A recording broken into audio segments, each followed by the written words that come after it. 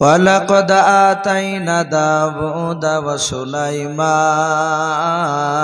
علما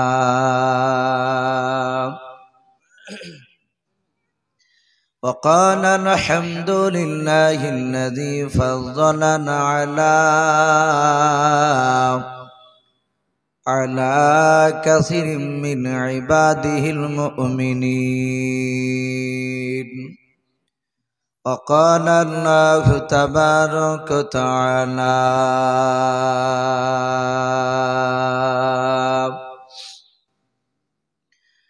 وما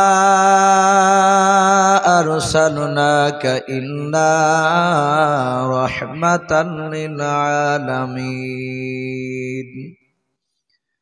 وقال الله تبارك وتعالى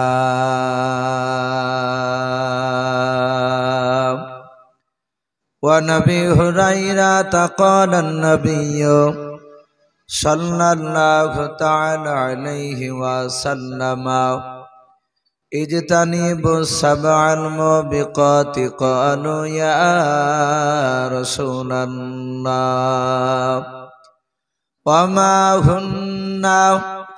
قال الشرك بالله والسحر وقتل النفس التي حرم الله إلا بالحق وأكل الربا وأكل مال اليتيم وتولي الزحف وقذف المحصنات المؤمنات الغافلات. متفق عليه أو كما قال عليه الصلاة والتسليم. وعن أبي هريرة قال النبي صلى الله تعالى عليه وسلم من تمسك بسنتي عند فساد أمتي فله أجر 100 شهيد أو كما قال عليه الصلاة والتسليم. إن الله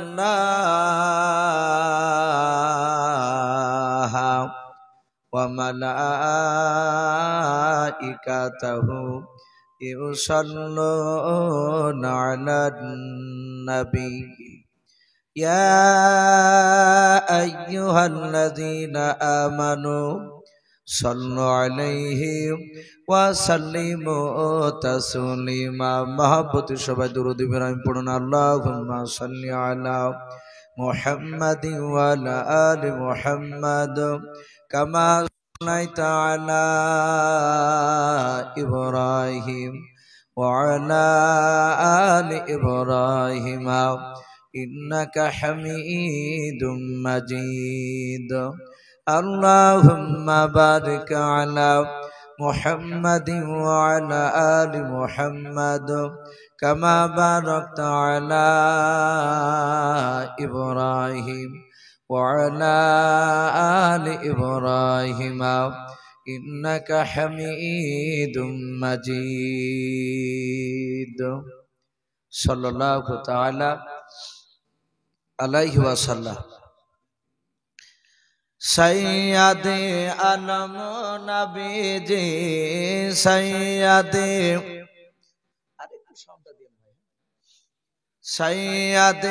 आलम नबीजी Shah Medina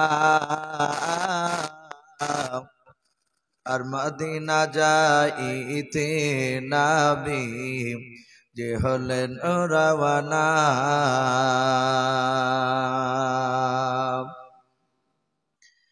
ওরে কাফের মক্কাবাসী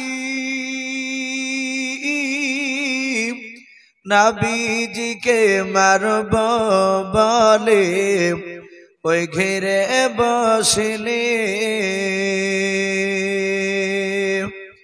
আমার নবীর পায়ের জোতার সমান, নবীর পায়ের জোতার সমান হতে পারবে না। আর মদিনা যাইতে নবী যে হলেন রাওয়ানা।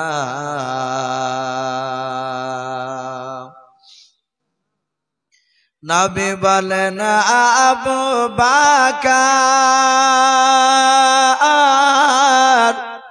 হিজরত করি চলো গো ওই হুকুমে খোদার। ওই রাতারাতি চলেন নবী, রাতারাতি চলেন নবী সোনার মদিনায়। আর মদিনা যাইতে নবী যে হলেন রাওয়ানা।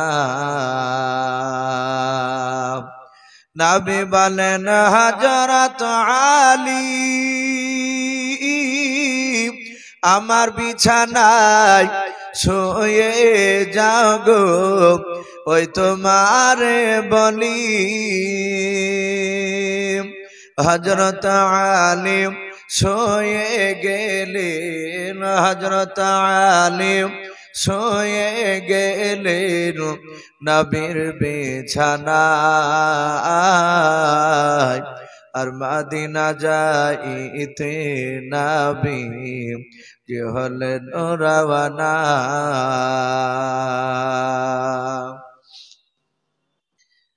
জানের সাথী আবু বকর নবীর সঙ্গে যাব বলে ওই হলেন তয়ার। ওই রাতারাতি চলেন নবী, রাতারাতি চলেন নবী সোনার মদিনায়। আর মদিনা যাইতে নবী যে হলেন রাওয়ানা। নবী বলেন আব কোথা যাও সকাল হলে লোক জাগিবে ওই পাহাড়েতে যাই। গারে সোর থেকে নবী, গারে সোর থেকে নবী চলেন মদিনায়। আর মদিনা যাইতে নবী যে হলেন রাওয়ানা। সৈয়দে আলম নবীজি, সৈয়দে আলম নবীজি শাহে মদিনা।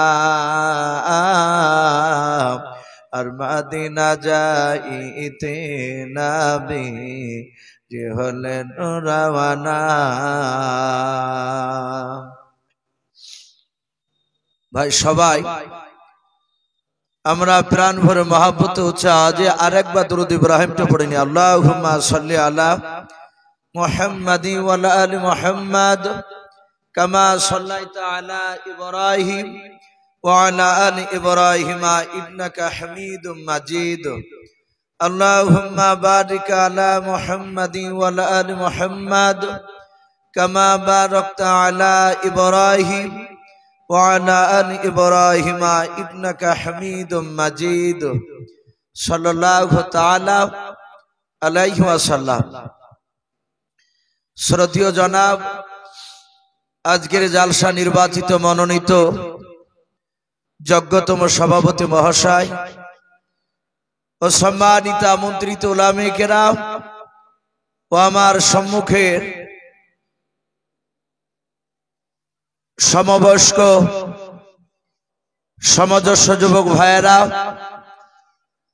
ও আমার সম্মানিত বাপজিরা, পর্দার আড়ালের মা বোনেরা, আমার সম্মুখের কচি কচি স্নেহের বাচ্চারা, সকলকে জানাই আমার বুক ভরা ভালোবাসা সালাম। আসসালামু আলাইকুম ওয়া রাহমাতুল্লাহি ওয়া বারাকাতুহু। আলহামদুলিল্লাহ, সমস্ত প্রশংসা বিশ্ববিদাতা বিশ্বনিয়ন্তা সে মহান রব্বুল আলামিনের জন্য, যে মহান রব্বুল আলামিন আমাদেরকে বড় ভালোবেসে রহম করে বিভিন্ন গুনার মজলিস থেকে আমাদেরকে বাছাই করে নিয়ে সে মহান রব্বুল আলামিন তার পবিত্র রহমতের মজলিসে আমাদেরকে নিয়ে এসে বসার সুযোগ করে দিয়েছেন। তা আমরা সকলেই রব্বুল আলামিনের দরবারে শুকরিয়া স্বরূপ আদায় করে বলুন আলহামদুলিল্লাহ।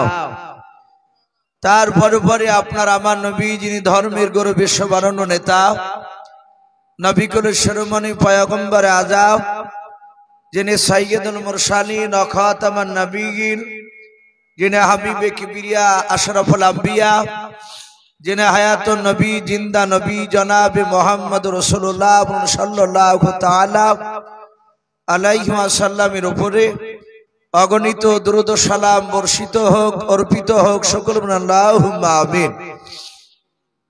মুআজ্জাজ সামিনে কেরাম, আমি আপনাদের সম্মুখে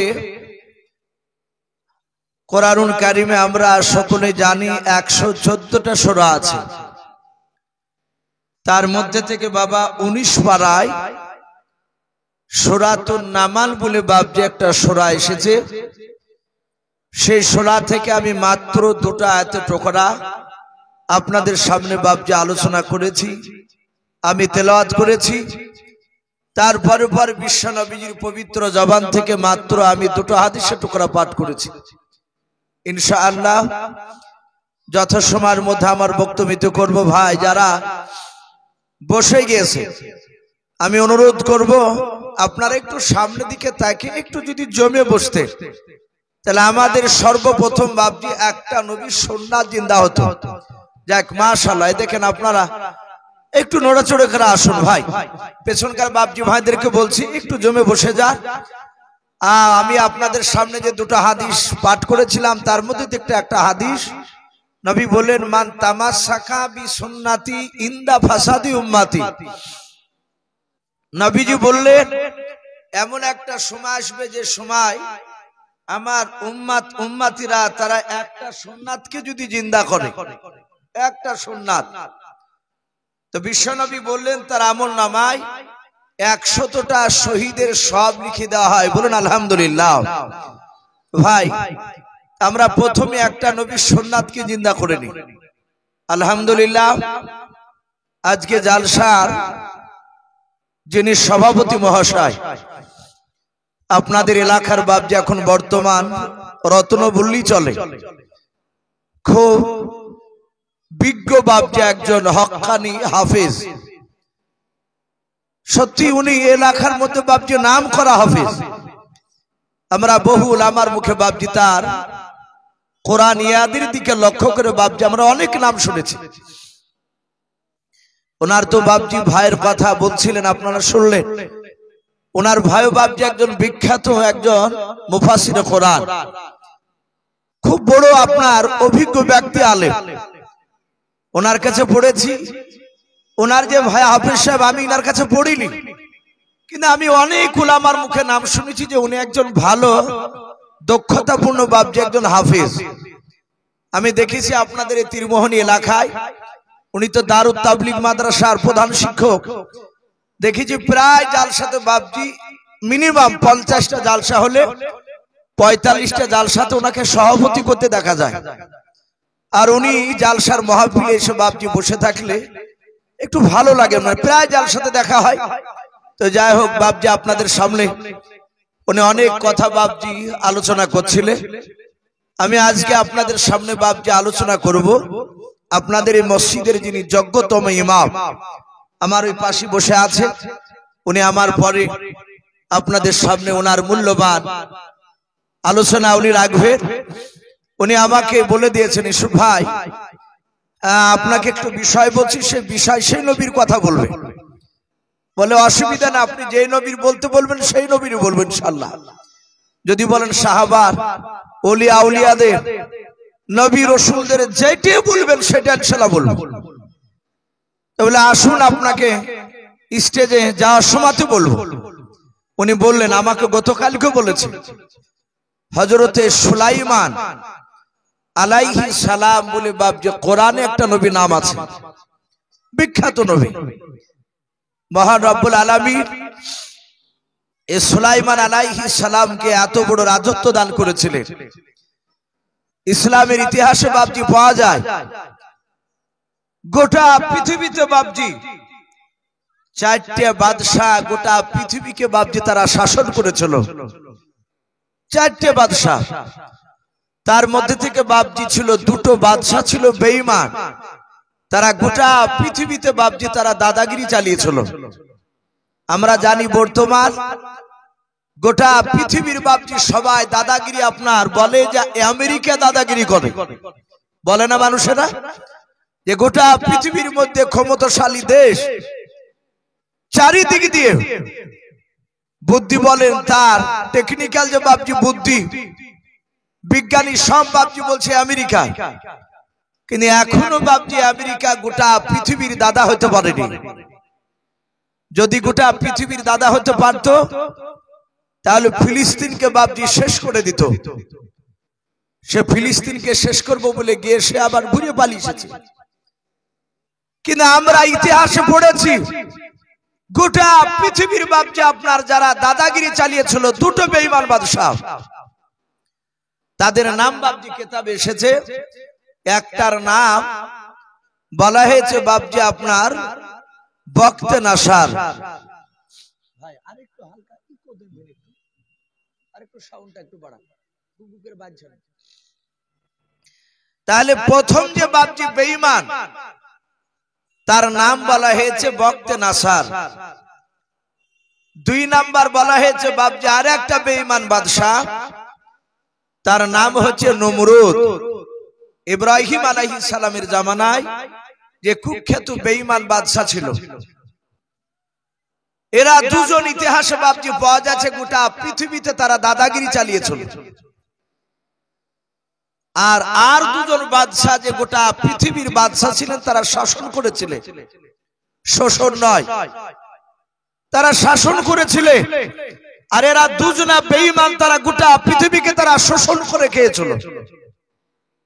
এই দুটো যে বাপজি বাদশাহ ইমানদার তারা শাসন করেছিল, তার মধ্যে থেকে বাপজি একটা বাদশার নাম ছিল জুলকারনাইন। বাদশাহ সেকেন্দারকে বাপজি বলা হয়। দেখবেন আমাদের এলাকায় কারি রিয়াসতুল্লাহ সাহেব দামাত বারকাতুহুম আলিয়া, উনি প্রায় যার সাথে দেখতে পাই সাত মুলুকের বাদশাহ ছিল বাদশাহ সেকেন্দার, গজলটা বলে না, প্রায় যার সাথে। আর দেখেছি ওনারও অনেক মানুষ ভক্ত, বলে হুজুর ওই গজলটা একটু বলে। মানুষ মানুষের উপর প্রতি যখন মহব্বত হয়ে যায় তখন সেই লোকটা পুরানো কথা বললেও বাপজি তাকে ভালো লাগে।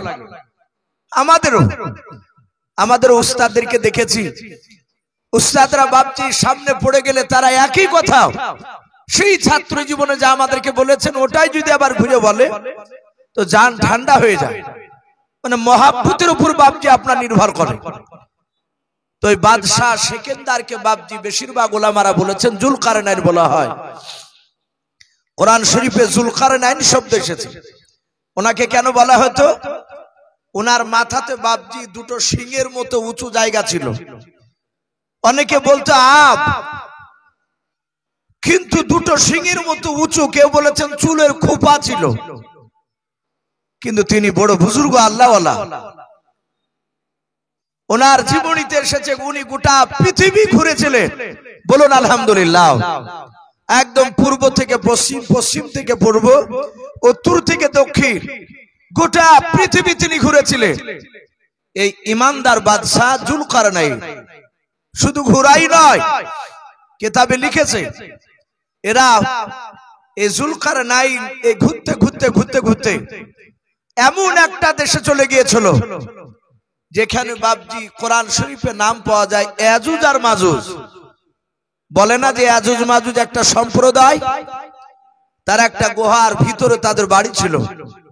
একটা বাড়ি নয়, তারা ওই সুড়ঙ্গ রাস্তার ভিতর দিয়ে বিরাট তাদের শহর, তারা ওই গুহার ভিতর দিয়ে বাপজি বেরিয়ে এসে তারা মুসলমানের উপর অত্যাচার চালাতো।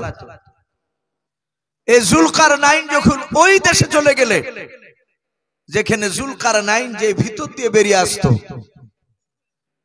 ওই দেশের মানুষেরা জুলকারনাইন ওনাকে ডাক দিয়ে বলেছিল, বাদশাহ নামদার, আপনি গোটা পৃথিবীর বড় বাদশাহ? বলে, হ্যাঁ আমি গোটা পৃথিবীর বাদশাহ জুলকারনাইন। তোমরা আমার প্রজা, আমি তোমাদেরকে লক্ষ্য করে দেখতে এসেছি এলাকায়। ডাক দিয়ে বলেছিল, হুজুর, যেহেতু আপনি আমাদের দেশের বাদশাহ, ওই দেখেন একটা সুড়ঙ্গ রাস্তা দেখতে পাচ্ছেন? বলে, হ্যাঁ। ওই রাস্তার ভিতর দিয়ে একটা বিরাট একটা শহরে যাওয়া যায়। এই রাস্তা ছাড়া অন্য কোনো বিকল্প রাস্তা নাই ওই শহরে যাওয়ার জন্য। ওগো বাদশাহ নামদার, ওই দেশের এক সম্প্রদায় রয়েছে, তাদেরকে ইয়াজুজ মাজুজ বলা হয়। তারা আল্লাহকে তারা মানে নাও। ওই ইয়াজুজ মাজুজ তারা মানুষের মতো তারা দেখতে, তারা আল্লাহকে মানে না, তারা শোনে না। ওই গুহার ভিতর থেকে তারা দিনের বেলা বেরোয় না। ওই দেশের মানুষেরা ইয়াজুজ মাজুজরা তারা সন্ধ্যার সময় তারা বেরিয়ে আসে। ওগো হুজুর, বেরিয়ে আসার পর আমাদের উপর অত্যাচার শুরু করে দেয়, আমাদেরকে অনেকে মেরে দেয়, অনেক নারীদেরকে শিশুদেরকে তুলে নিয়ে চলে যায়। ওগো বাদশাহ নামদার, ওই ইয়াজুজ মাজুজদের অত্যাচার আমরা আর সহ্য করতে পারি না। দয়া করে আপনি গোটা পৃথিবীর যখন বাদশাহ হয়েছেন বাদশাহ নামদার, ও জুলকারনাইন বাদশাহ, দয়া করে এদেরকে বন্ধ করার রাস্তা আপনি আমাদেরকে দেখিয়ে দেন। জুলকারনাইন বলেছিল, ভাই তাই নাকি? বলে, হ্যাঁ।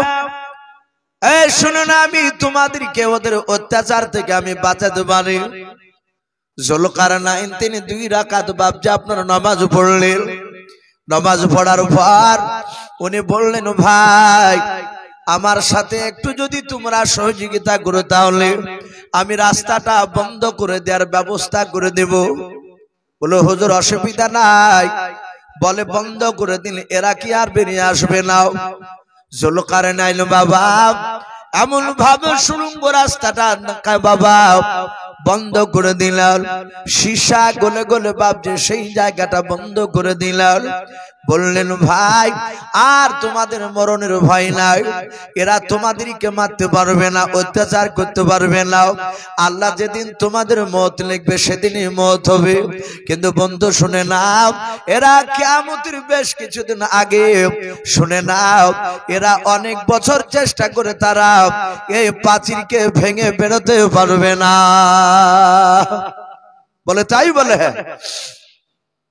এখন এই প্রাচীরের ব্যাপারে, এই প্রাচীরটি আছে কোথায়? এই সুড়ঙ্গ রাস্তা জুলকারনাইন উনি যে দিয়েছেন, এটা আছে কোথায়? এখানে বাবজি কয়েকটা রিওয়ায়াত এসেছে। কেউ বলছে আফ্রিকার জঙ্গলে আছে, বেশিরভাগ উলামারা বলেছেন না।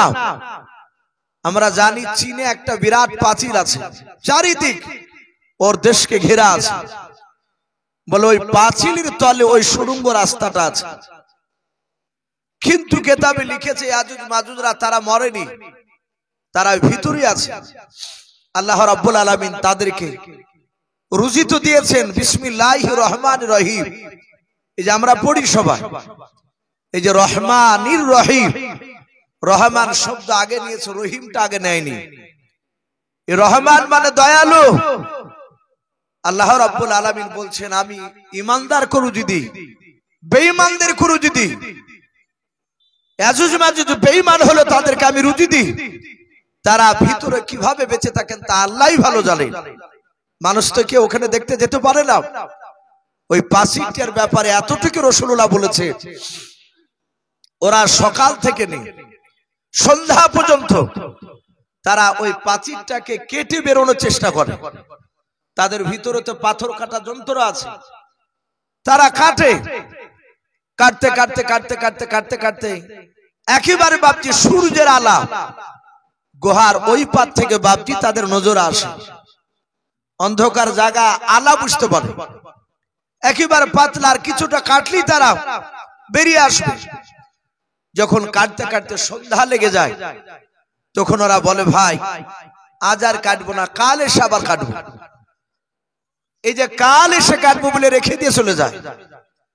এরা যখন চলে যায় আবার সকালবেলা এসে দেখে যেমনকার পাহাড় ছিল তেমনি হয়ে গেছে। বলুন আলহামদুলিল্লাহ। ওদের এটুক বুদ্ধিতে কোলাবে না সেদিন যে চল ভাই আজ রাত লাগলো কাটিয়ে দিয়ে কার যাবো, এটা ওদের ব্রেনে আসবে না, এটা আল্লাহ দিবেন না। এরা ঘুরে চলে যাবে।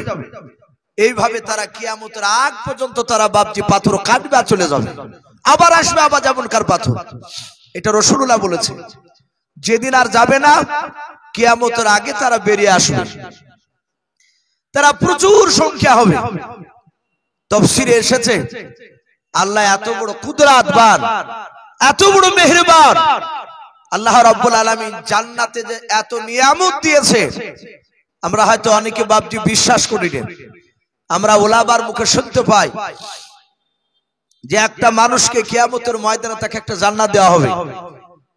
দুনিয়ার সব নয়, আল্লাহর বলছেন যে আমার সবচেয়ে জান্নাতি মানুষদের মধ্যে থেকে সবচেয়ে যে ছোট জান্নাতি মানুষ তাকে আমি জান্নাতে একটা জান্নাত দেওয়া হবে। তাকে জান্নাতটা কত বড়, তো বলছে এরকম দুনিয়ার সমান 10টা হবে। বলুন আলহামদুলিল্লাহ। এত বড় জান্নাত একটা ছোট্ট ইমানদার জান্নাতি মানুষকে দেওয়া হবে।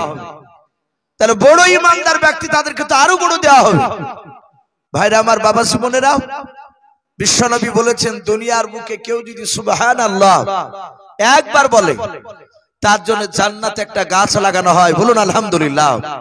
দুইবার যদি বলে 2বার লাগানো হয়, 3বার বললে 3বার লাগানো হয়। কেউ যদি দিনে 1000 বার বলে 1000টাই গাছ তাকে লাগানো হয়। বলুন আলহামদুলিল্লাহ। জান্নাতে আল্লাহ রাসূল সাল্লাল্লাহু তাআলা আলাইহি ওয়াসাল্লাম নবীজিকে জিজ্ঞাসা করলে, ওগো আল্লাহর নবী আপনি বলুন। রহমতের নবী, দরুদ নবী আমার সঙ্গে সঙ্গে বলেন, ওগো সাহাবা তোমরা কি বলছো বলো। বলে নবী আপনি বললেন যে জান্নাতে এক একটা গাছ লাগানো হবে সুবহানাল্লাহ পড়লে। ওগো আল্লাহর নবী বলুন জান্নাতটা কত, জান্নাতে যে গাছটা লাগানো হবে গাছটা কত বড় লম্বা হবে, ছোট না বড়? আল্লাহর নবী বলেন সাহাবারাও তোমরা প্রশ্ন ধারণ করেছো, শুনে নাও। ওই জান্নাতে যে গাছটা লাগানো হবে দুনিয়ার বুকে সুবহানাল্লাহ একবার পড়লে তার বিনিময়ে আল্লাহ বলছেন জান্নাতে একটা আমি গাছ লাগিয়ে দিই। এই গাছটা কত বড়?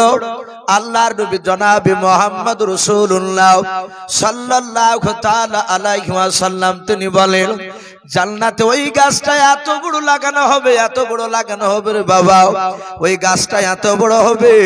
আল্লাহর নবী বললেন দুনিয়ার বুকের সবচেয়ে হিষ্টপিষ্ট ঘোড়াটাও ওই জান্নাতে বাবা দুনিয়ার গণনা নাই।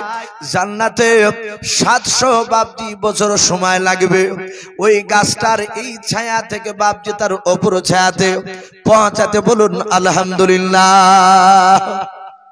আল্লাহ বলছে তার নবীকে আপনি বলে দেন গাছটার যে ছায়া থাকবে একটা গাছের ছায়া একবার পড়লে একটা গাছ, তাহলে আপনি যতবার পড়বেন ততটা গাছ লাগানো হবে জান্নাতে। তো বলা হয়েছে যে ওই গাছটার যে কোনো একটা গাছের ছায়ার এই পার থেকে এই ধার থেকে ওই ধারে ছায়ার ছুটে যেতে দুনিয়ার গণনা নয়, বলা হয়েছে আখিরাতে 700 বছর সময় লাগবে।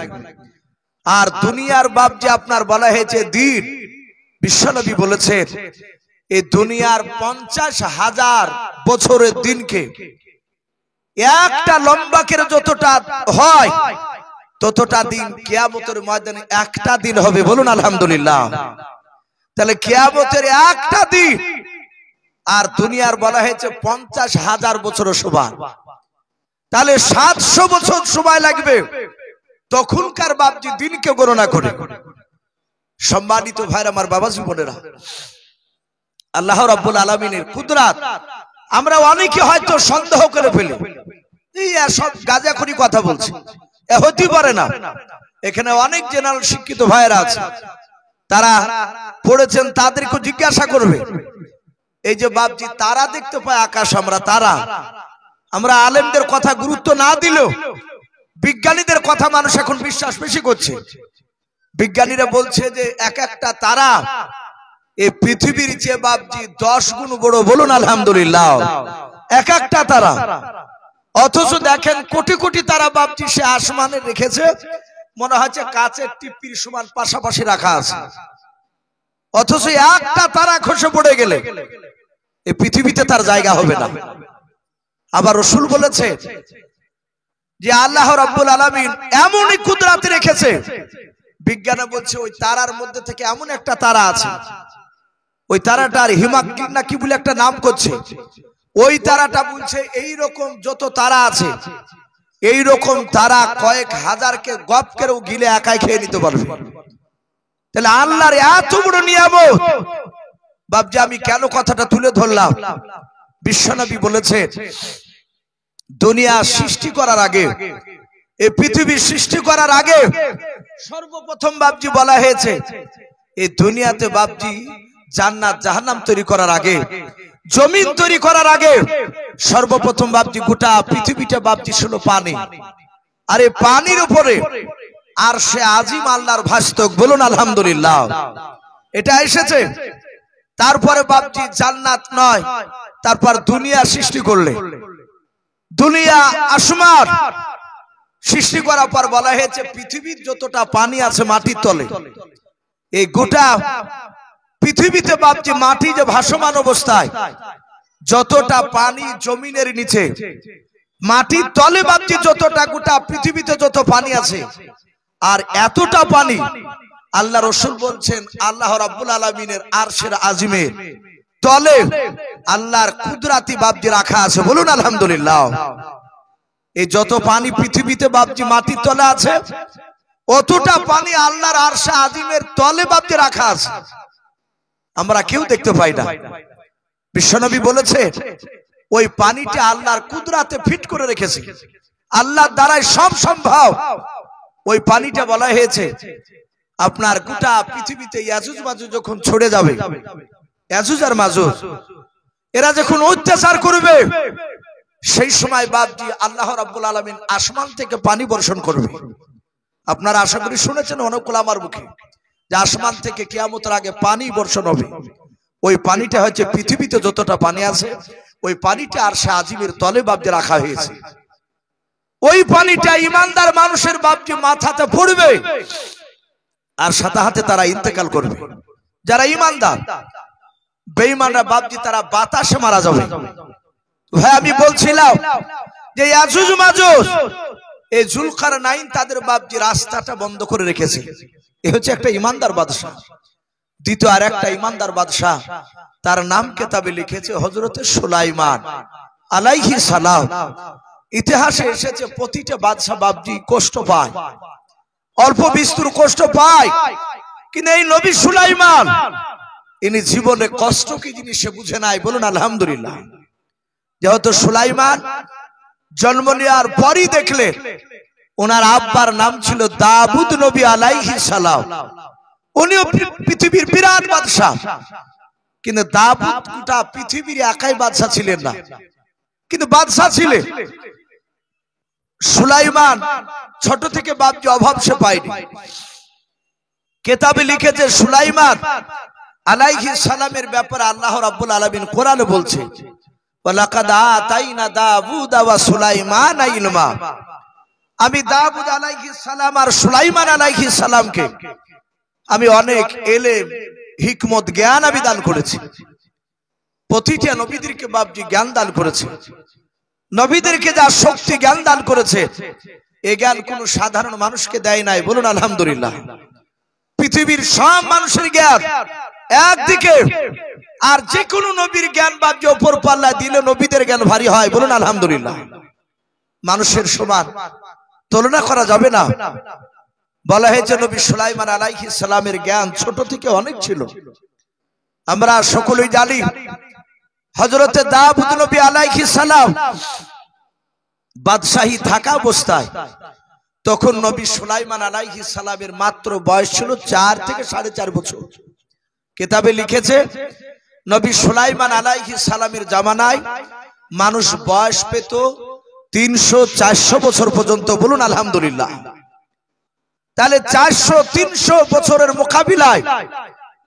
4 থেকে 4.5 বছরের বাচ্চা, একেবারে ছোট।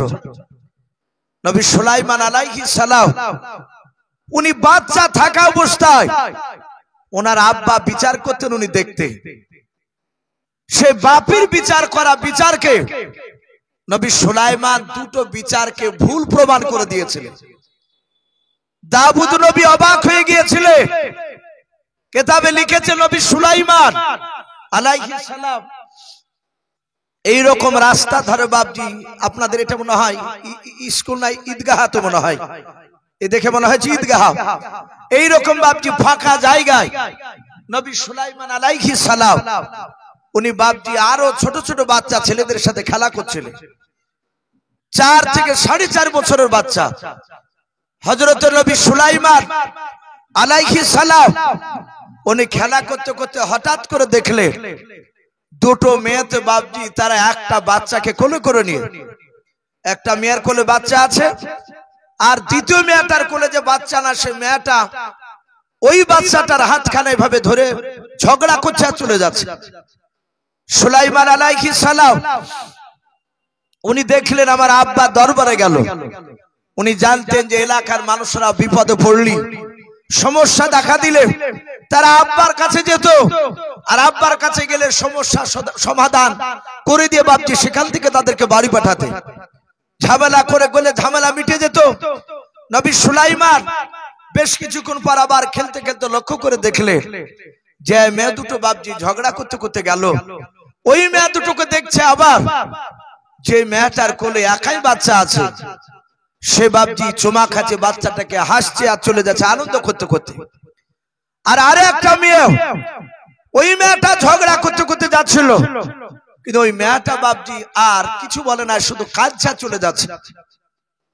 সুলাইমান অনেকগুলো বাচ্চা ছেলের সাথে খেলতে খেলতে এই দৃশ্যখানা যখন দেখছিলেন উনি চিন্তা করলেন, আমি দেখেছি জন্ম নেওয়ার পরে, আমার বুদ্ধি হওয়ার পর থেকে আমি দেখেছি আমার আব্বার দরবারে মানুষ ঝগড়া করতে করতে গেলে আর কাঁদতে কাঁদতে ফিরে না, হাসতে হাসতে সবাই যায়।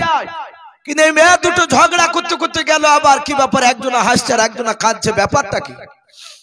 আমাদের সন্তানরা হলে গুরুত্বই দিবে না, কারণ উনি তো নবী হবে।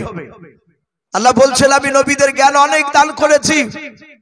নবী সুলাইমান সঙ্গে সঙ্গে তার বন্ধুদেরকে বললো, ভাই একটু দাঁড়াও। বলে কেন খেলবি না? বলে খেলবে, একটু দাঁড়াও। আমার আব্বা দরবার থেকে ওই মেয়েটা কাঁদতে কাঁদতে কেন বাড়ির দিকে চলে যাচ্ছে, আমি একটু জিজ্ঞাসা করি। মেয়ে দুটোকে সুলাইমান ডাক দিয়ে বলে, এই মা, তোমরা একটু দাঁড়াও। সুলাইমান আলাইহিস সালাম দুই মেয়েকে দাঁড়াতে বলল, তারা দুজনাই দাঁড়িয়ে গেল। যেই মেয়েটা কাঁদছিল তার সামনে দাঁড়িয়ে বলছে, ওগো মা, আব্বা দরবারে কাঁদতে কাঁদতে গেলে আর কাঁদতে কাঁদতে ফিরে আসে না, তোমরা দুজনায় ঝগড়া করতে করতে গেলে আর ওই মেয়েটা হাসছে আর তুমি কাঁদছো, ব্যাপারটাকে একটু খুলে বলো। মেয়েটা জানে না ইনি দাউদ নবী ছিলেন সুলাইমান। বলে বাবা তোর নাম কি? বলে আমার নাম সুলাইমান। বলে তোকে বলে আমার লাভ কি হবে? বলে মা, যদি আমি একটু লাভ করে দিতে পারি। বলে দাউদ নবীকে চিনিস? বলে আমি চিনি, উনি আমার আব্বা জান হয়। বলে তোর আব্বা? বলে হ্যাঁ। সঙ্গে সঙ্গে বলল, তোর আব্বা ন্যায্য আমার বিচার করে দিতে পারেনি। শোন সুলাইমান, কিয়ামতের ময়দানে যেদিন কোটি কোটি মানুষের সমাগম হবে, সেই দিনকে আমি তোর আব্বার কলার খানাকে ধরে টানতে টানতে নিয়ে গিয়ে আমি আল্লাহ দরবারে তোর আব্বার বিরুদ্ধে বিচার দিয়ে দিব। জোরে বলুন সুবহানাল্লাহ। মেয়েটা কিয়ামতের কথা বললে। আমরা অনেক দুর্বল মানুষ, পৃথিবীর বুকে বাপজি দেশে দেখা যায় ন্যায্য বিচার পাই না। এখনো বর্তমান বাপজি অনেক জায়গায় দেখা যায় টাকা পয়সাওয়ালাদের বিচার হালকা হয়, গরিবদের বিচার ভারী হয়। কিন্তু গরিবরা যখন পারে না, যখন এরা কেউ গরিবের কথা শুনে না, তখন গরিব কাঁদতে কাঁদতে বাড়িতে বলে যে আল্লাহ, এই বিচারটা মানুষের হাতে নাই, তোমার হাতে দিয়ে দিলাম। কিয়ামতের ময়দানে দেখে নেব নবী সুলাইমান 4 থেকে 4.5 বছরের বাচ্চা, যাহাতে বাপজি কিয়ামতের ময়দান বলেছে। সুলাইমান আলাইহিস সালাম ডাক দিয়ে বলেছিল, ভাই কমে গেল কোন আওয়াজটা। সুলাইমান আলাইহিস সালাম সঙ্গে সঙ্গে বাপজি আপনার বলা হয়েছে, ডাক দিয়ে বলল, গো মা, তুমি আব্বার বিরুদ্ধে কিয়ামতের ময়দানে তুমি বিচার দিও না। উনি জানতেন যে কিয়ামতের ময়দান খুব কঠিন হবে। বিশ্বনবী বলেছে, কিয়ামতের ময়দানে যারা দুনিয়াতে দুর্বল, তারা ন্যায্য বিচার পায় না, তাদেরকে কিয়ামতের ময়দানে ন্যায্য বিচার আল্লাহ পাইয়ে দিবে। যারা আজ দুনিয়ার বাপজি টাকার বল, বাহুর বল, বংশের বল যারা দেখায়, কিয়ামতের ময়দানে তাদেরকে হয়তো আল্লাহ তাদেরকে দুর্বল করে দিবে। আর যারা দুর্বল ছিল তারা কিয়ামতের ময়দানে বাপজি সফল হবে। হযরত সুলাইমান আলাইহিস সালাম ডাক দিয়ে বললেন, ওগো মা, আমার আব্বা এমন কি অন্যায় করেছিল একটু খুলে বলো। বলাই বেটা, তোকে বললে লাভ হবে? বলে হ্যাঁ। মেয়েটা ডাক দিয়ে বলেছিল, সুলাইমান আলাইহিস সালাম ডাক দিয়ে বলেছিল, মা আপনি বলুন। বলে, বাবা সুলাইমান, ওই যে মেয়েটার কোলে বাচ্চাটা দেখতে পাচ্ছ? বলে হ্যাঁ। ওই বাচ্চাটা হচ্ছে আমার কলিজা টুকরা বাচ্চা। সুলাইমান ডাক দিয়ে বলেছিল, মা ওই বাচ্চাটা তোমার, তো তোমার কোলে কেন নাই? বলে, বেটা ওই জন্য তো আমি বলেছি তোমার আব্বার কিয়ামতের ময়দানে আমি বিচার দেব বলেছে। তোমার আব্বা দাউদ নবী আলাইহিস সালাম ন্যায্য বিচার করে দিতে পারেনি। বলে, মা ব্যাপারটা বুঝতে পারলাম না, একটু খুলে বলো। ডাক দিয়ে বলেছিল, সুলাইমান ওই বাচ্চাটা আমার কোলে ছিল, শুনে নাও। মরুভূমির ময়দান দিয়ে পার হচ্ছিল, মরুভূমির ময়দান দিয়ে যেতে যেতে যেতে যেতে যেতে যেতে আমার শরীর ক্লান্ত হয়ে গিয়েছিল। ওরে সুলাইমান, বাচ্চাটা নিয়ে একটা গাছের ছায়াতলে আমি আরাম করার জন্য শুয়ে গিয়েছিলাম। বেশ কিছুক্ষণ পর দেখা গেল ওই মেয়েটা আসলো। ওই মেয়েটার কোলে বাচ্চা ছিল না। ওই মেয়েটা এসে আমার ছেলের পাশে এসে শুয়ে গেল। ওরে সুলাইমান, আমার যখন ঘুমটা ভেঙে গেল, আমি আমার কলিজা টুকরা সন্তান খানকে কোলে নিয়ে নিলাম। ওই মেয়েটার ঘুমটা ভেঙে যাওয়ার পর ওই মেয়েটা আমার কোল থেকে ছেলেটা জোর করে কেড়ে নিলাম। আমি বলেছিলাম, বোন তুমি আমার বাচ্চা কেন কেড়ে নিচ্ছ? বললাম। মেয়েটা ডাক দিয়ে বলেছিল, বোন এই বাচ্চা তোমার না, এই বাচ্চা হচ্ছে আমার বাচ্চা। ডাক দিয়ে বললাম, না মা, তোমার বাচ্চা না, আমার বাচ্চা। দুজনার মধ্যে ঝামেলা শুরু হয়ে গেল। ওই মেয়েটা ডাক দিয়ে বলেছিল, বোনরে এইভাবে ঝামেলা করে লাভ হবে না, চলো আমরা দাউদ নবীর দরবারে বিচার নিয়ে যাব। ওগা সুলাইমান, আমি তোমার আব্বার দরবারে শুনে না বিচার নিয়ে যাওয়ার পর তোমার আব্বাকে দেখলাম, শুনে নাও, তোমার আব্বা ন্যায্য বিচার করে দিতে পারলো না। ওরে সুলাইমান,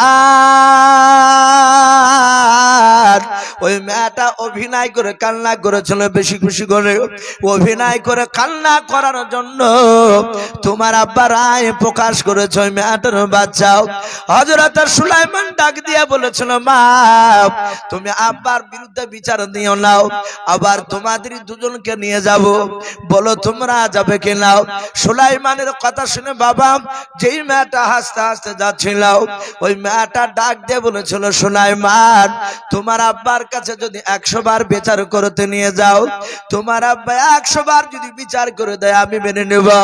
কারণ মেয়েটা জানতো সুলাইমান জানে না ওর আব্বা বিখ্যাত নবী বাদশাহ, নবীরা জবান দিয়ে যেটা বের করবে ওর বাইরে বাপজি তারা যাবে না। কারণ নবী রাসূলরা পৃথিবীর কোন মানুষকে বাপজি ভয় পায় না। ওই মেয়েটা বলল, বাবা অসুবিধা নাই, চলো আমি বিচার আবার দ্বিতীয়বার আমি দেখতে চাই। সুলাইমান আলাইহিস সালাম বাবা দুই মেয়েটার হাত দুখানা ধরে টেনে টেনে টেনে টেনে টেনে টেনে নিয়ে বাবা দাউদ নবী আলাইহিস সালামের দরবারে নিয়ে যাচ্ছে। আল্লাহর নবী সুলাইমান আলাইহিস সালাম তিনি মনে মনে চিন্তা করতে লাগলেন, মাওলা আমি যদি আমার আব্বাকে গিয়ে যদি বলি, আব্বা আপনি ন্যায্য বিচার করে দিতে পারেন না, ওগো আব্বা জান, ওগো আব্বা জান, আপনি ন্যায্য বিচার করে দিতে পারেন নাই, এই বাচ্চাটার আপনি আবার দ্বিতীয়বার বিচার করে দেখার। হযরতে সুলাইমান উনি মনে মনে চিন্তা করেন, এরকম কথা বলে আমার আব্বা লজ্জা পাবে, আমার আব্বার সম্মানের হানি হবে না। নাও সুলাইমান হাত দুখানা জোড় করে বাপজি ডাক দিয়ে বলেছিল, আব্বা দাউদ নবী বলেছিল বলো মা। বলে আব্বা আপনি যে বলেছেন ন্যায্য বিচার করে দিব, বলে হ্যাঁ আপনি ন্যায্য বিচার করে দিয়েছেন আব্বা যান, আপনার বিচারটা ভুল হয়েছে সব কথা আমি বলবো না, কিন্তু আব্বা আপনার প্রথমকার বিচারটা আপনি উদ্র করে নেন, আপনি ফিরে নিয়ে আপনি দ্বিতীয়বার চিন্তা ভাবনা করে বিচারটা করে দেন। সুলাইমান আলাইহিস সালামের হিকমত, এই হিকমত অনুযায়ী কথা সুলাইমানের বাপজি শুনে দাউদ নবী আলাইহিস সালাম তিনি চিন্তা করলেন যে নিশ্চয় আবার বিচারের মধ্যে কোনো গড়বড়ি হয়েছে, তাহলে আমার ছোট ছেলে সুলাইমান এর পূর্বে কোনোদিন আসে নাই, আমার বিচার করা বিচারটার ওই মেয়া দুটোকে টেনে নিয়ে আসছে। সুলাইমান আলাইহিস সালাম, সুলাইমান আলাইহিস সালাম যাক মা বোন আপনার একটু আওয়াজ কম করবেন আর সামনের দিকে একটু জমে বসবেন, পেছনকার মা বোন অনেক দাঁড়িয়ে আছে, তাদের বসার একটু অসুবিধা হচ্ছে, আপনার একটু সামনের দিকে এগিয়ে বসুন আর আওয়াজটা কম করবে। ভাই আমি বলছিলাম সুলাইমান আলাইহিস সালামের আব্বা চিন্তা করলেন, না আমি বিচার আর দ্বিতীয় করে আর কি দেখাবো, আমি এর বাইরে তার খুঁজে পাচ্ছি না। ডাক দিয়ে বলল, সুলাইমান আমি আমার বিচারটা আমি ঘুরে নিলাম, হে সুলাইমান আমি তোমার আব্বা দাউদ নবী পয়গম্বর আলাইহিস সালাম, আমি সুলাইমান তোমাকে আমি, হে সুলাইমান আমি তোমার আব্বা হয়ে আমি তোমাকে হুকুম দিলাম এই মেয়ে দুটোর বাচ্চার বিচার তুমি করে দেখাও। বলে আব্বা আমি করব, বলে হ্যাঁ।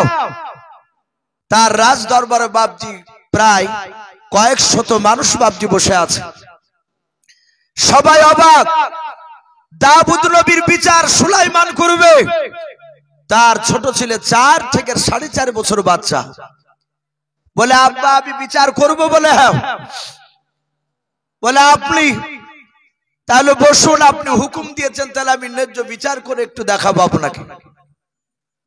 হযরত সুলাইমান আলাইহিস সালাম মেয়া দুটোর দিকে লক্ষ্য করে বলল, মা আমার আব্বা আমাকে বিচার করার কথা বলেছে, আমি আপনাকে দুজনের আমি ন্যায্য বিচার করে দেব, আপনারা কি মানবে? যে মেয়েটা কাজ ছিল সে মেয়েটা চিন্তা করছে আমি কেন মানবো না যদি ঘুরি আমার দিকে হয়, আর যেই মেয়েটা হাসতে হাসতে যাচ্ছিল সে চিন্তা করলো যে বাপে যখন বিচার করে আমাকে বাচ্চা দিয়েছে, ওর সন্তান ওর বাপের বিরুদ্ধে বিচার করতে পারবে না, তাহলে ওর বাপের বিচারের দিকে লক্ষ্য করে এই বাচ্চা ছেলে বিচার কি বুঝে, হয়তো ওর বাপের মতই বলবে যে এই বাচ্চা তো বাড়ি, তাহলে আমি পাবো বাচ্চা। দুজনাই বলে রাজি আছে। হযরত সুলাইমান আলাইহিস সালাম হাত বাড়িয়ে বলল, মা বাচ্চাটা আমার হাতে নিয়ে দাও। বাচ্চাটা হাতে নেওয়ার পর সুলাইমান আলাইহিস সালাম ডাক দিয়ে বলেন, আব্বা এই বাচ্চাটা আপনি একটু কোলে ধরুন। হযরত দাউদ নবী বাপজি বাচ্চা হাত বেড়ে ধরে নিলেন। সুলাইমান বাপজি কোনো কথা না বলে সোজা ঘরের দিকে চলে গেলেন, বাড়ির দিকে দৌড়ে চলে গেলেন। সুলাইমান বেশ কিছুক্ষণ পর দেখা গেল বাবা বাড়ির ভিতর থেকে বাপজি বেরিয়ে আসলো, হাতে বাপজি ধারালো হোসিয়াও অস্ত্রখানা বাপজি হোসেখানা বাপজি ধরে নিয়ে আসার পর রাস্তা দিয়ে হযরত দাউদ নবীর দিকে বাপজি চলে আসে। কারণ আমরা জানি বাবা একমাত্র অন্তরের খবর বাবা আল্লাহ ছাড়া পৃথিবীর মানুষ কেউ জানে না, এমনকি নবী রাসূলরাও জানে না। অনেক মানুষের আকীদা অনেকে মনে মনে ভাবে নবীরা রাসূলরা গায়েবের খবর জানে না, না ওটা জানে না। আল্লাহ নিজে বলছেন আমি গোটা পৃথিবীর মধ্যে আমি একমাত্র আল্লাহ, গায়েবের সংবাদদাতা, গায়েবের খবর জানি। আমি নবী রাসূলদেরকে আমার অদৃশ্যের খবর যতটা শোনাই, যতটা জানাই, তার বাইরে বাপ যে আপনার কেউ বলতে পারবে না। যতটা জানাই অতটাই। হযরত দাউদ নবী মনে মনে চিন্তা করলেন, আল্লাহ সুলাইমানকে কেন আমি বিচার করতে দিলাম? আমি জানি না সুলাইমান কেন হোসেখানা হাতে করে নিয়ে আসছে, কেমন করে বিচার করবে জানি না। মেয়া দুটো বাবি তাকিয়ে আছে, চাতক পাখির নাই। সুলাইমান এসে দেখলেন তার আব্বা দাউদ নবীর কপালে বাপ যে ঘাম বেরিয়ে গিয়েছে টেনশনে। হযরত সুলাইমান ডাক দিয়ে বলেন, আব্বা আপনি চিন্তিত হবেন না, টেনশন করবেন না বাপ, বাচ্চাটা আপনি মাটিতে রেখে দাও। হযরত দাউদ নবী বাচ্চা মাটিতে শুয়ে দিলেন। সুলাইমান আলাইহিস সালামের আব্বা সিংহাসনে বসে পড়লেন। বলেন, আব্বা আপনি বিচার করাটা দেখুন। সুলাইমানের আব্বা চুপচাপ বাপজি দৃশ্যখানা দেখছিলেন। কয়েক শত বাপজি দাউদ নবীর প্রজারা তারাও বাপজি দেখছিল। সুলাইমান মেয়ে দুটোর দিকে লক্ষ্য করে প্রথম মেয়েটাকে বলল, মা তুমি তো কান্না করতে করতে যাচ্ছিলে, বলে হ্যাঁ। তুমি আমার আব্বার বিরুদ্ধে বিচার দিব বলেছে কিয়ামতের ময়দানে, বলে হ্যাঁ। তুমি বলেছ আমার আব্বা নাকি ন্যায্য বিচার করে দিতে পারে না। ওরে মা আমি বাচ্চাটা যদি তোমার কোলে দিয়ে দিয়ে পুরো বাচ্চাটাও, তাহলে তোমার কোলটা ভরে যাবে, দ্বিতীয় মেয়েটার কোলটা খালি হয়ে যাবে। এই মা আমি তোমাকে যদি না দিই মেয়েটাকে দিয়ে দিই, দ্বিতীয় মেয়েটার কোলটা ভরে যাবে, তোমার কোলটা খালি হয়ে থাকবে, তাহলে ন্যায্য বিচার করে দিতে পারলাম না, বলে নাও। সাথে সুলাইমান বলল, গো মা শুনে নাও, এই বাচ্চাটা দেখতে পাচ্ছ শুয়ে আছে, বলে হ্যাঁ। আমার হাতে হোসেখানা দেখতে পাচ্ছ, বলে হ্যাঁ। সুলাইমান হোসেখানা বাপ যে আপনার বেঁধে দিয়েছে, দুই পায়ের মাঝখানে বেঁধে দিয়ে বাবা ডাক দে, বলো মা আমি এই বাচ্চাটাকে হোসা দিয়ে আমি ফেড়ে ফেলব, অর্ধেকটা তোমাকে দিব আর অর্ধেকটা তোমাকে দেব। বলো মা তোমাদের ন্যায্য বিচার হলো কি নাও? আর আমার আব্বার বিরুদ্ধে কি বিচার দিবা, বলে নাও। যে মেয়েটা বাপ যে আপনারা হাসতে হাসতে যাচ্ছিল, ওই মেয়েটা ডাক দিয়ে বলেছিল, সুলাইমান তুমি জবাই করে দিলে আমি বাচ্চার বিচার মেনে নিতে রাজি আছি, আমি আর অভিযোগ করব না। দ্বিতীয় নম্বর মেয়েটার দিকে লক্ষ্য করে বলে, মা তুমি হঠাৎ করে কেন এখন কান্না করতে লাগলে, বলো। মেয়েটা দ্বিতীয় মেয়েটা হাত জোড় করে বলল, রে বাবা আমার কলেজা টুকরা ছেলেকার জবাই করা লাগবে না। বলে, মা কেন বারণ করেছো বললাও? তুমি কেউ অর্ধেক নিবা না, ন্যায্য বিচারকে তুমি নিবা না, বললাও। মেয়েটা বলেছিল, সুলাইমান আমি তোমার বিচারের মধ্যে ন্যায্য বিচার পেয়ে গিয়েছি। ওরে সুলাইমান জবাই না করে রে বাবা, আমার পুরা ওই যে অর্ধেকটা আমি পাবো, অর্ধেকটা জবাই না করে দিও, পুরা বাচ্চাটা মেয়েটাকে দিয়ে দাও। তোমার আব্বার এবং তোমার বিরুদ্ধে অভিযোগ আমি কিয়ামতের ময়দানে করব না, বলুন সুবহানাল্লাহ। হযরত সুলাইমানের আব্বা দাউদ নবী পয়গম্বর, উনি আশ্চর্য হয়ে গিয়েছেন বাবা সুলাইমানের বাপ যে বুদ্ধি দেখে। সুলাইমান বলেছিল, মা তুমি কেন অর্ধেকটা নিবা না, বলাও। ডাক দিয়ে বলেছিল, বাবা সুলাইমান অর্ধেকটা জবাই করে যদি নিতে যাই রে বাবা, আমার ছেলে জনম জনমকার মতো আর বেঁচে থাকবে না, মারা যাবে। ওরে সুলাইমান কমসে কম আমার ছেলে তো জিন্দা থাকবে, অর্ধেকটা না নিলে। ওই ছেলেটা আস্তে আস্তে বুড়ো হওয়ার পর রাস্তা দিয়ে যখন চলাফেরা করবে, আমি আমার ছেলেটার দিকে লক্ষ্য করে নিয়ে আমি নজর করে আমার দিনকে সাবর দিয়ে বলতে পারবো, আল্লাহ এ হেঁটে যাচ্ছে এই বাচ্চাটা আমার কলিজা টুকরা সন্তান। ওগো বাবা এই ছেলেটাকে জবাই করো না, আমি দেখতে পাবো যে ওটা আমার সন্তান। আমি দূর থেকে আড়াল থেকে আমি নিজের জানকে একটু সাবর দিতে পারবো, আমি বুঝানোর চেষ্টা করতে পারবো। সুলাইমান মেয়েটার কথা শুনে কাঁদতে লাগলেন। হোসেখানা টান মেরে ফেলে দিয়ে বাচ্চাটাকে বুকের সাথে সুলাইমান জড়ে ধরে কপালে সুমা দিয়ে বলছেন, আব্বা আপনি যে প্রথম যে মেয়েটাকে দিয়েছিলেন বাচ্চা, এই বিচারটা আপনার ভুল হয়েছিল।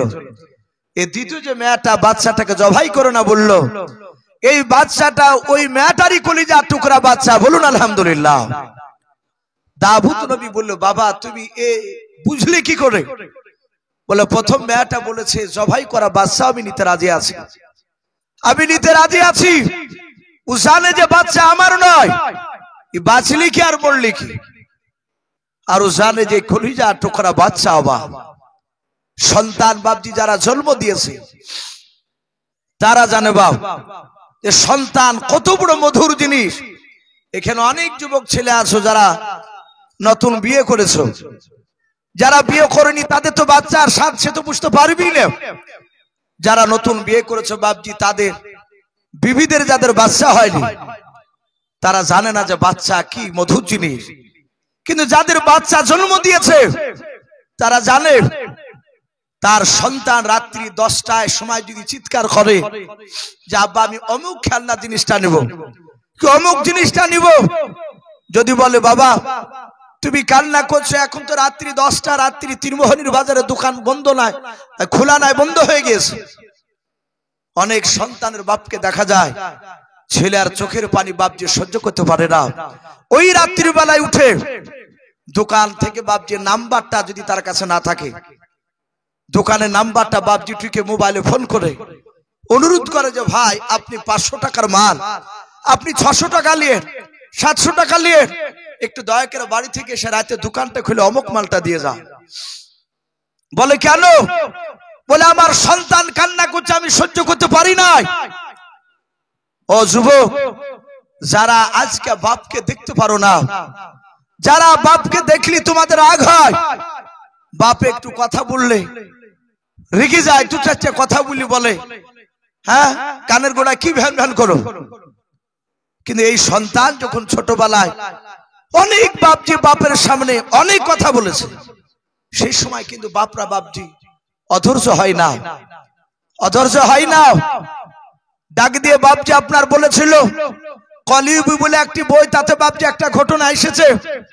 অনেক কিছু আরবির বই আছে যেগুলো হাদিস নয়, যেগুলো তো বাপজি আরবি শব্দ শেখার জন্য কিছু আরবি তো গল্প লিখানো থাকে। তো বাপজি সেখানে একটা ছেলেকে বাপজি আপনার বলছে তার বাবা যে বাবা ওই পেকুড় গাছে ওটা কি? ছেলেতে বলছে আব্বা তুমি দেখতে পাচ্ছেন ওটা বক। আবার দ্বিতীয়বার বলছে যে বেটা ওটা কি? বলে বক। আবার বাপে বলছে ছেলেকে যে বেটা ওটা কি গো? তোর বলছে কানের গুড়ি ভ্যান ভ্যান করে না, তো এক কথা কবার বলে আমি বলছিলাম যে ওটা বক। বাপ তখন কাঁদতে কাঁদতে বলছে বেটা রে তুই একদিন ছোট ছিলি, আমি সেই দিন আমি তোকে কত কষ্ট করে মানুষ করেছিলাম, সেদিন তুই আমাকে বলেছিলি আব্বা ওটা কি? আমি সেদিন তোর মতন গরম করে কথা বলিনি তোকে, আমি সেদিন বলেছিলাম বাবা ওটা বক। আবার বলেছিস আব্বা ওটা কি? তখন আমি রাগ করিনি, আমি তখন মুচকে হাসি দিয়ে কোলে নিয়ে বলেছিলাম সোনা মানিক আমার ওটা বক। আবার বলেছিল আব্বা ওটা কি? তখন আবার বলেছিলাম হীরা বেটা আমার, সোনা বেটা আমার, ওটা বক। তুই এইভাবে না হলো 50 বার জিজ্ঞাসা করেছিলি, আমি 50 বারই মধুর সুরে তোকে ডাক দিয়ে তোকে বুঝিয়েছিলাম। বেটা আজকে 3 বার বলতে গিয়ে তুই অধৈর্য হয়ে গেলি।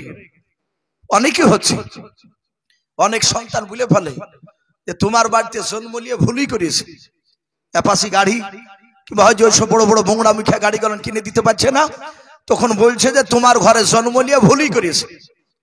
আরে বেটা ভুল করেছি, তুই পরিশ্রম করে কিনগা না, তুই তোর অত বাপকে কষ্ট দিচ্ছিস কেন? বাপ কাঁদে। আমি যুবক ভাই সকলকে বলবো একটু বাপের মার দিকে একটু মহব্বত নজরে তাকাবে, একটু তাকাবেন। বিবির পাল্লায় পড়ে আপনার বাপ মাকে ভুলে যাবেন না, বাপ মাকে পর করবেন না। বাপ মা যদি আঘাত পেয়ে যায় আপনার জীবনটা মৃত্যুর পর দেখবেন বরবাদ হয়ে গেছে, এখন বুঝতে পারবেন না। মৃত্যুর পর নবী বলেছেন তার জীবনটা ধ্বংস। আমি বলছিলাম সুলাইমান বাচ্চাটার বাপ যে আপনার কোলে করে নিয়ে সুমা দিয়ে মেয়েটার কোলে দিয়ে বললো যাও তোমারই বাচ্চা তুমি নিয়ে চলে যাও।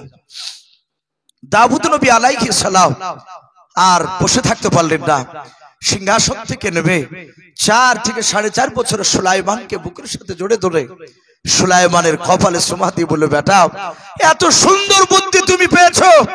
সাথে হাতে বাপজি সুলাইমানের হাতে বাপজি দাউদ নবীর হাতে একটা আংটি ছিল, আংটিটা বের করে বাপজি সুলাইমানের হাতে দিয়ে দিলেন।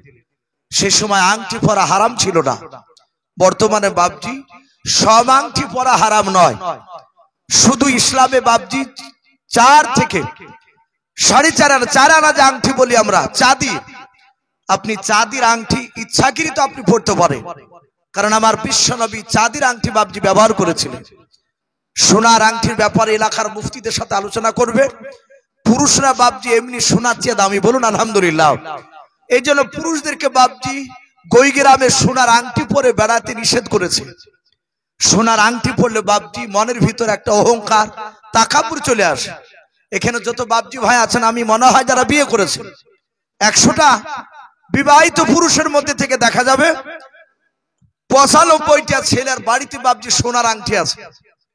কারণ বিয়ে করতে গেলে তাহলে একটা আংটিও দেয়, বিনা দাবি হলো, কিন্তু অনেকে বাপজি পরে না।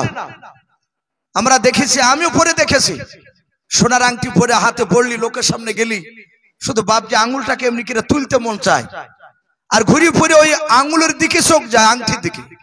মানে সোনার আংটি পরেছি, একদম বাস্তব কথা বলছি। এই জন্য বাপজি সোনার আংটি বাড়িতে পরবেন না। বাড়ি থেকে যখন আপনি বাইরে যাবেন সফরে, বিদেশ জায়গায়, ওই রকম জায়গাতে গেলে সফরের হালাতে সোনার আংটি পরে যাওয়ার অনুমতি আছে। ওখানে অহংকার আসবে না। কেন? যেতে গিয়ে যদি আপনার ব্যাগ উল্টা পাল্টা হয়ে যায়, অনেক সময় ট্রেনে ব্যাগ রেখেছেন, ঘুমে গিয়েছে, বাংকারে ব্যাগ আছে, আপনার ব্যাগটা অন্যজনে নিয়ে নিয়েছে, আর আরেকজনের ব্যাগ আছে, কিন্তু ওই ব্যাগে হয়তো টাকা ছিল, তাহলে আপনার কাছে তো কিছু নেই, কিংবা পকেটে টাকা আছে, পকেট মারিয়ে কেটে নিয়ে নিয়েছে। এখন বর্তমান বাপজি টাকা যদি চাইতে যান, তাহলে লোকে বলবে যে দেখ ই ভদ্র চিটার, ই ছোট লোক, দেখ পোশাক কত সুন্দর, আবার 10টা নয় 100টা টাকা চাইছে, মানুষ দিতে চাইবে না। অনেক লোক বিপদে পড়ে টাকা চায় যে ভাই বাড়ি যাওয়ার মতো টাকাটা একটু দাও। তো বলা হয়েছে আপনার ব্যাগ টাকা যদি হারিয়ে যায়, সোনার আংটি তো বাপজি চুরি করে নিতে পারবে না, একমাত্র জোর করে যদি মারি ধরে নেয় সেটা ভিন্ন কথা, কিন্তু চুরি করে যদি বাড়ি করতে চায় আপনি জানতে পারবেন। তাহলে ওই সময়তে সোনার আংটিটা বিক্রি করে দিয়ে আপনি বাড়ি আসতে পারবেন। এই জন্য মুসাফির হালাতে বাপজি সোনার আংটি পরবে, বাদ বাকি বাড়িতে পরবেন না। থাকলে অনেক সময় বিক্রি করে আপনার সংসারের কাজে আসবে। আর বাদ বাকি বাপজি, অনেক যুবক ভাই, অনেক বাপজিকে দেখেছি, কিছু মুসল্লিকে দেখা যায়, সেই বাপজি আপনার 18 বছর যুবক যখন ছিল, তখন একটা তামার আংটিকে ভরিয়েছে, ভরিয়ে বাপজি দিকে 60, 65, 70 বছর বয়স, তখন তার চামড়াগুলো টান থাকে না, জড়ো হয়ে যায়। তখন দেখা যাচ্ছে গিট মোটা, মাঝখান শুরু হয়ে গেছে, ওই আংটি ভরায় আছে, নামাজ পড়ে। তামার আংটি, পিতলের আংটি, এগুলো শরিয়াতে একবারই হারাম বলা হয়েছে, ব্যবহার করা যাবে না। বাদ বাকি চাঁদির আপনি ব্যবহার করতে পারেন, সব সময় আপনি লোকের সামনে দিবে, এতে গোনা নেই। হযরতে সুলাইমান আলাইহিস সালামের হাতে আংটি ছিল, ওই আংটিটা বের করে সুলাইমানের আঙ্গুলে বাপজি ভরে দিলে। আংটির ব্যাপারে বলা হয়েছে, ওই আংটিটা থাকলে দাউদ নবী বলেছিলেন, বাবা এই আংটিটা থাকলে আল্লাহ তো হেফাজত করবি, কিন্তু আংটিটা থাকলে তুমি কোনো জায়গায় অসম্মানিত হবে না, বলুন আলহামদুলিল্লাহ। এই সুলাইমান আলাইহিস সালাম এই আংটিটা বাপজি হাতে পরে নিলেন। এইভাবে বাপজি সুলাইমান দুটো বিচার করে দেখে দিয়েছিলেন। বাপজি আমার সোনা লালেরা, এই সুলাইমান আলাইহিস সালামের কথা তাফসীরে অনেক ঘটনা পাওয়া যায়। কিতাবে লিখেছে একটা হায়াতুল হাইওয়ান বলে একটি কিতাব, ওই কিতাবে বাপজি সুলাইমান আলাইহিস সালামের কথা এসেছে। সুলাইমান আলাইহিস সালাম তখনও বাপজি গোটা পৃথিবীর বাদশা হতে পারেনি, একদিনে তো হঠাৎ করে হয়নি, আস্তে আস্তে বাপজি দেশ জয় করতে করতে গোটা পৃথিবীর বাদশা হয়েছিল। কিন্তু কিতাবে লিখেছে তখন হয়নি, কিন্তু তিনি তখন নবী। সুলাইমান, মহান রব্বুল আলামিন বলছে, আমি সুলাইমানকে এত বড় হিকমত জ্ঞান দান করেছিলাম, এত বাদশা এত সম্মান দিয়েছিলাম। সুলাইমান আলাইহিস সালাম উনি যে বাপজি সিংহাসনে বসতে, স্টেজের উপরে বসে থাকতে, কেতাবে লিখেছে স্টেজটা কত বড়। এই যে আমরা বসে আছি, আপনাদের এই ভিকুতলা মহিলা মাদ্রাসার সম্মানীয় কারি সাহেব যে আব্দুল মাজিদ সাহেব বসে আছে, আমি বসে আছি, আরো হয়তো কয়েকজন বাবজি বসে আছে, এখানে চেয়ার আছে। আমরা জানি যে এই স্টেজের উপরে চেয়ার রাখলে খুব বেশি বেশি ধরলে আপনার মোটামুটি এখানে এই যে বসে আছি চেয়ার, এই চেয়ার গুলো বাবজি রাখলে খুব জোর হলে 30টা ধরবে না, আর 5টা দিয়ে 35। আচ্ছা বলে সুলাইমান আলাইহিস সালাম যে সিংহাসন বসতে ওই স্টেজটা কত বড় ছিল বাবজি, কারো মনে আছে আপনাদের? কোরআন শরীফে বাবজি সূরা আম্বিয়ার এই সূরাটার তফসিরে মারিফুল কোরআন এসেছে, পাওয়া যায় যে নবী সুলাইমান যে স্টেজের উপর বসতে, নবী সুলাইমান স্টেজের মাঝখানে বসে থাকতে, যেমন আমি বসে আছি কেন মাঝখানে, উনি বসতে, আর ওই স্টেজটা এত বড়, ওনার ওই বিশাল স্টেজের উপরে 6 লক্ষ চেয়ার আর্ত, বলুন আলহামদুলিল্লাহ। 6 লক্ষ চেয়ার। আমার মনে হয় যে আপনাদের ভিকুতালাও এই তীরমোহনীর বাজার নিয়ে বাবজি 6 লক্ষ চেয়ার ধরবে না। কিন্তু এখনকার চেয়ার তো ছোট, তখনকার চেয়ার কি এত বড় ছিল না। কেতাবে লিখেছে, আর আমরা দেখতে পাই মানুষ বাবজি মাটি কাটতে গিয়ে এক একটা পুরানো কবর দেখতে পাওয়া যায়। মাটি কাটতে গিয়ে দেখা যায় কবরে মাথা উঠেছে, মাটিটাকে একটু সরিয়ে দিয়ে দেখে এই মাথা বাবজি সেই কলসির সমান, এইরকম মোটা মাথা, তার দেখতো বাবজি আঙ্গুলগুলো এই তাইলে সমান সমান লম্বা। তাহলে বাবজি ওর মাথা যদি এত মোটা হয় তাহলে ওর বডি লম্বা ছিল তো। আজ থেকে বাবজি যারা 500, 700, 1000 বছর আগকার মানুষ তারা বড় ছিল।